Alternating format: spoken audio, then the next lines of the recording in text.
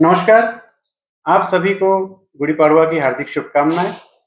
आज 19 मार्च 2026 को दिव्यांगजन संवाद ऑनलाइन कार्यक्रम ये 210 नंबर का यशस्वी संपन्न हुआ और आज के कार्यक्रम में पूरे महाराष्ट्र के अलग-अलग जिलों से तथा भारत के अलग-अलग राज्यों से दिव्यांग मित्र जुड़े हुए थे, जिसमें संतोष वाघमारे, अनीता नरवड़े, सरिता रंगारी, सुशील समरीत, शीतल नेरकर, प्रमोद राउत, सुरेश पुंडे, प्रमोद जी सेलोकर, गुलहार, विजय मेहरजी, यलप्पा साका, छोटेलाल, सुनील ठाकरे, पूर्णिमा, रोशन देशभ्रतार, गुरलाल सोलंकी, शिव प्रसाद पटले, राजेश जी हड़के, योगीदास जी टेटे और भी कई दिव्यांग भाई बहन इस कार्यक्रम को ज्वाइन किए थे। आज का विषय थोड़ा नया है आपके लिए भी, आपके नॉलेज को बढ़ाने के लिए ये विषय अच्छा है, जिसमें मुंबई मुंबई जोगेश्वरी से शैलेश राठौड़ ये दिव्यांग भाई हमें ज्वाइन किए थे। इनका दिव्यांग जो परसेंटेज था वो 60% था।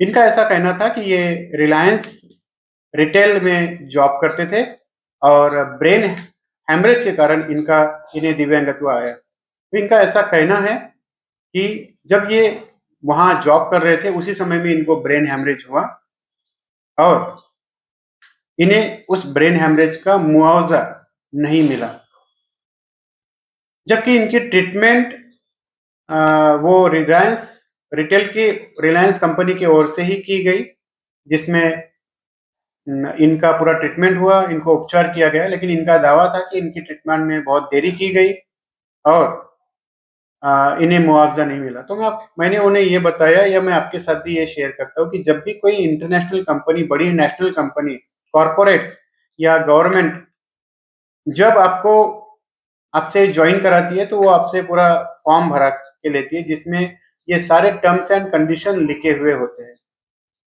और उन्होंने इंश्योरेंस वो इसलिए करते हैं क्योंकि इस तरह की कोई घटना अगर आपके जीवन में होए या किसी के जीवन में अगर होती है तो वो इंश्योरेंस से ये सब क्लेम आपको सेटल करके देते हैं। अब इनका दावा है कि इंश्योरेंस तो इनको रिलायंस कंपनी की ओर से मिल गया, लेकिन इन्हें मुआवजा जो है वो नहीं मिल पाया। तो ऐसे केस में आप किसी पार्षद के पास या किसी नेतागण के पास आप जाते हैं, उनको अपना दुख, अपना प्रॉब्लम बताते हैं, ये ठीक है। जो आपको सुनता है, आपकी भावनाओं को समझता है, वहां तक ठीक है, लेकिन इसमें सही मार्गदर्शन आपको जो है एक लीगल एडवाइजर ही कर पाएगा, जो जिसे आप वकील या एडवोकेट कहते हैं। मैंने उन्हें यही सलाह दी कि आप एक लीगल एडवोकेट हायर करिए। अगर आपको कुछ भी समस्या है, आपको लगता है कि आपके साथ अन्याय हुआ है, तो हम आपके साथ पूरी तरह से खड़े हैं। आप कंज्यूमर कोर्ट में अपनी याचिका दाखिल कर सकते हैं कि आप ड्यूटी पर है, इसके बावजूद आपको ब्रेन हेमरेज हुआ और आपका उसका मुआवजा नहीं मिला। दोनों पक्षों की दलीलें सुनने के बाद कोर्ट आपको निर्णय देगा और ज्यादातर फैसले जो है वो ग्राहकों के या पेशेंट के फेवर में होते हैं। तो मुआवजे की बात है, इसीलिए कंज्यूमर कोर्ट मैंने उनको रिकमेंड किया। आप तमाम लोगों को ये बताना चाहता हूँ कि इस तरह की कोई भी घटना आपके जीवन में होती है जहां आपको समझ में नहीं आ रहा है कि किस वकील की लीगल राय हमने लेनी चाहिए, तो हम आपको पूरे महाराष्ट्र में एडवोकेट भी प्रोवाइड करा के दे सकते हैं। आपको मदद के लिए आप उनके साथ संपर्क कर सकते हैं या आपके जानने में पहचानने में जो एडवोकेट होते हैं, आप उनकी राय ले सकते हैं।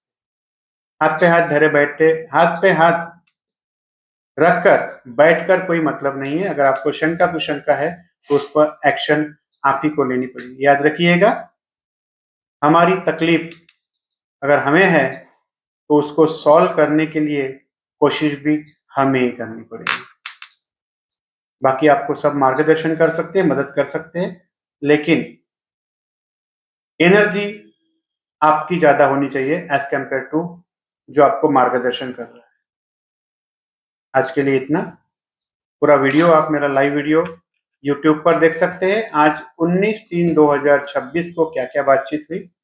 फेसबुक पर भी ये वीडियो 1 महीने के लिए लाइव रहेगा और तमाम दिव्यांग भाइयों से विनंती है कि वो सुबह 7:30 बजे टाइम पर ज्वाइन करिए, क्योंकि कोई 9:15 बजे 9:30 बजे ज्वाइन करता है और ये जो सेशन है 9:30 बजे तक होता है, इसलिए उनकी बातचीत उस दिन नहीं हो पाती। आज के लिए इतना ही। जय हिंद, जय महाराष्ट्र, जय दिव्यांग।